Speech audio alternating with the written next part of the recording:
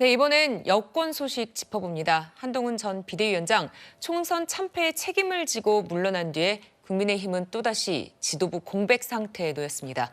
당대표 권한대행을 맡게 된 윤재욱 원내대표, 다음 주 월요일 사선 이상 중진 당선인들과 간담회를 개최한다, 이렇게 밝혔습니다. 내가 월요일 날 사선 이상 중진 당선자들하고 당 수습 방안에 관해서 간담회를 하겠습니다. 조기 전당대회로 가냐 아니면 비대위 체제로 전환하냐, 이 두 가지 방법 놓고 얘기가 많은 것 같은데. 제 개인 입장을 말씀드리고 싶지는 않고요. 모든 수습 방안에 대해서 중진 의원들과 상의하고 필요하다면은 당선된 분들하고 논의를 해서 결정을 하겠습니다. 네, 일단 차기 지도부 구성 얘기부터 해보도록 하겠습니다. 자, 전당대회 개최와 새 비대위 구성, 이 두 가지 갈림길에 놓여 있는데요. 이현정 의원님, 네. 어느 쪽으로 가게 될까요? 저는 우선 비대위는 더 이상 하지 말아야 된다는 생각이 들어요. 네, 이게 오히려 정상인 때가 좀 이상할 정도로 너무 비대위가 많았습니다. 그랬죠. 집권 예. 여당이 이렇게 비대위를 많이 오랫동안 해버리면 국민들이 굉장히 불안해하시거든요.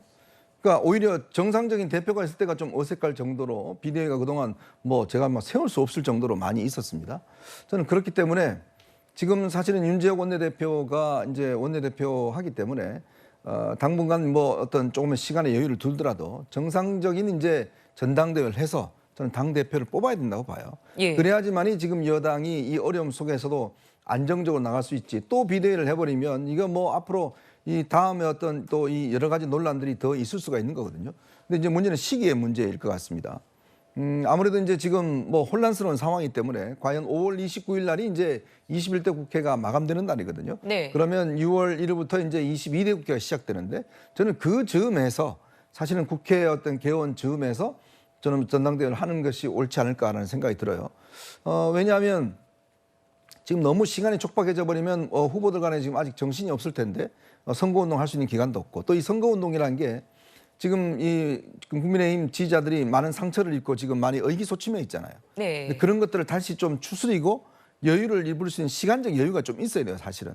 스스로가 어떤 문제에 대해서 좀 여유가 이제 풀리고 좀 힘이 나야 이제 뭔가 전당대회도 하고 하는 거 아니겠습니까? 예. 그런 공백을 두더라도 저는 5월 말까지는 윤재욱 대표 체제로 일단 비상적으로 운영을 하고, 그다음에 6월 달 초쯤에 전당대회를 해서 다시금 한번 시작해보자라는 걸 해야 되는데, 문제는 지금 현재 이 전당대회에 지금 투표가 100% 이 당원 투표로 하게 돼 있습니다. 저는 이번에 이거는 하면 안 된다. 결국 국민의 뜻에 따라서 예. 이 결정을 해야 된다. 이제 당원이 문제가 아니라 국민이 결국 이런 결과를 주신 데 대해서 그럼 국민들 입장에서는 누구를 선택할 것인가. 저는 여기에 초점을 맞춘다면 이것도 바꿔서 국민들의 참여 수준을 많이 높이면서 하나의 정책 이벤트로 만들어 가야 되잖아요. 그래야 이 여당 입장에 조금 뭔가 에너지가 다시 생길 거 아니겠습니까? 그런 측면에서는 아마 이번에 당원 개정을 해서 당원 100%도 바꾸고, 그다음에 이제 한 6월 초쯤 해서 좀 이 22대 국회가 시작할 즈음에 뭔가 새로 시작하는 것들이 저는 정치적으로 보면 상당히 타당하지 않을까라는 생각이 듭니다. 네, 국민 참여를 높여서 조기 전당대회로 가는 방안에 대해서 말씀해 주셨는데요. 자, 그리고 또 다른 관심은 여당의 구원투수 누가 될까 이겁니다. 이번에 총선에서 살아 돌아온 비윤계 나경원, 안철수 당선인, 그리고 원조 친윤, 권성동 당선인 등이 거론되고 있는데, 박상규 의원님은 어떻게 보십니까? 저게 이제 상식적인 그 이름을 뽑은 건데, 네. 나는 저기서 나와서는 안 된다고 봐요, 개인적으로. 아, 왜냐하면 저것도 뻔해 보여요. 왜냐하면 사선 이상 중에 아까 살아 돌아온 이런 표현을 쓰셨는데, 그럼 죽었어야 된다는 얘기입니까? 그건 아니잖아요. 그러니까 무슨 얘기냐면 사선 이상들이 이렇게 중진 의원들 중에 뽑아야 된다는 게 또 그냥 이 위기를 별로 안 느낀다는 생각이 들어요. 예. 아까 이현정 의원님이 얘기하셨는데, 저는 어게인 2004로 해야 된다.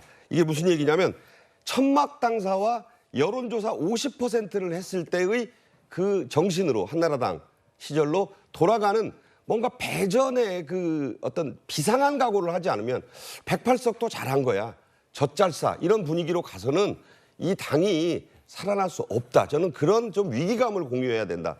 그래서 정말로 이런 사람을 대표로 세울 수 있나? 사실 나경원 당선인하고 안철수 당선인이 대표를 맡기 꺼린다는 얘기도 있어요. 아까 그 이현정 의원도 얘기했지만 예. 이게 무슨 비상대책위원회가 정상이고 대표가 있던 시절이 아주 뜨문뜨문이니까 이게 여당이 집권 여당이 무슨 비대위당이냐 이런 얘기도 지금 나오고 있어요. 그래서 저분들의 자격이 없다는 게 아닙니다.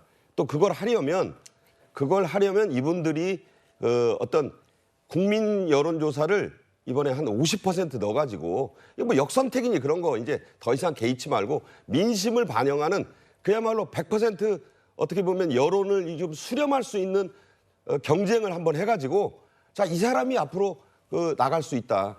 이번에요 표차가 5.4%포인트였습니다. 그런데 이게 직전 총선 8.4%보다 오히려 준 거예요.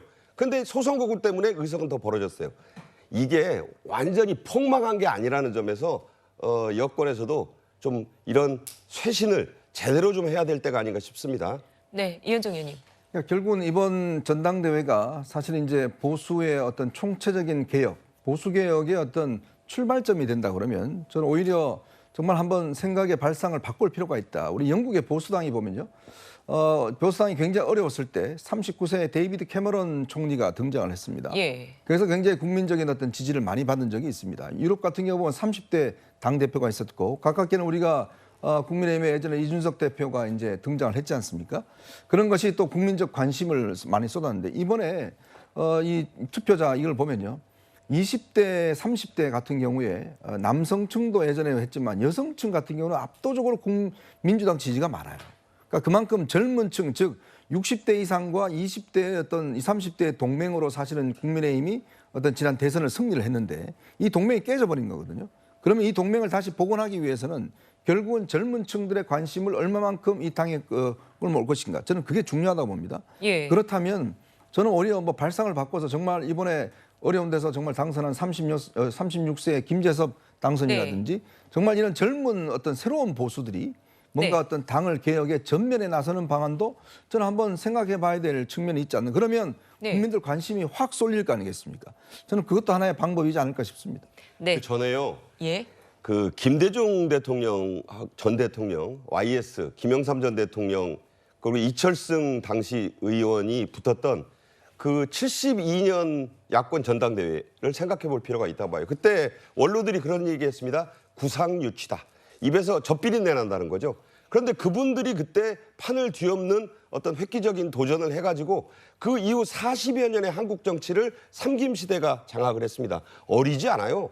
30대 초반이 또 중반이 왜 어립니까? 세상을 보는 안목. 그리고 이번에 그야말로 그 당선인들의 스토리를 보면 그 험지에서 오로지 자기 힘으로 살아남은 정치인들이기 때문에 대표까지는 몰라도 형식적으로 내세우는 거 하지 말고 정말 한번 전당대회의 뜻을 물었으면 좋겠어요. 그렇게 하면 표가 얼마나 나오는지 그런 쇄신을 도모해야 길이 있다. 저는 그렇게 생각합니다. 예. 또 국민의힘 내부에서는요. 국정기조 변화, 또 당정관계 재정립 등 쇄신을 요구하는 목소리도 커지고 있습니다. 자, 조기현 변호사님, 지금 국민의힘에 가장 필요한 쇄신 뭘까요? 뭐 수직적 당정 관계를 좀 깨고 당이 어느 정도 대통령실로부터 자율적으로 운영될 수 있는 구조를 만드는 거겠죠. 지난 2년 동안에 보면 사실은 이 정치 관여를 안 한다고 대통령실이나 대통령께서 계속 말씀을 하셨지만 누가 봐도 대통령실이 이 당을 장악하고자 하는 의지를 노골적으로 보여왔습니다. 실제 그래서 이 지도부가 계속 바뀌어왔고 그 마지막 선택이 한동훈 위원장인데 철저하게 실패하지 않았습니까? 그 과정에서 당이 어떤 목소리를 제대로 내지 못한 부분에 대한 어떤 국민적 평가도 있었기 때문에 아마 이 당정 관계를 재정립하는 게 가장 우선적일 것이고 그렇다고 하면 이제 새롭게 들어서는 지도부가 대통령에 대해서도 할 말도 좀 하고 대통령도 그런 수용하시는 모양새를 취하고 이렇게 당정 관계가 재정립이 된다고 하면 어떤 지금의 총선의 어떤 실패를 통해서 국정 운영을 바꾸겠다는 의지를 보여주는 계기가 될 수는 있을 것 같습니다. 네.